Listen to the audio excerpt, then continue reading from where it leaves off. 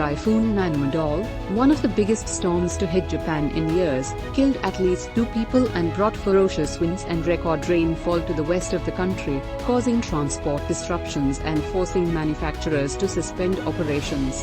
Prime Minister delayed his departure to New York for the UN General Assembly this week to assess the damage from Japan's 14th typhoon of the season. Nanmadol made landfall near Kagoshima City late on Sunday before battering the western island of Kyushu and roaring onto the main island of Honshu on Monday morning. Local media said one man was found dead inside his car, which was submerged up to its roof in the middle of a field, while another man died after being caught in a landslide. One other person remains missing, and at least 115 people have been injured, news agency said.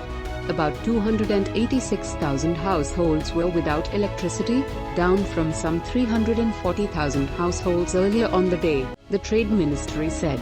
Railway said it had halted operations of both high-speed and regular trains, while Japan Airline and Ana Holdings cancelled about 800 flights, NHK reported.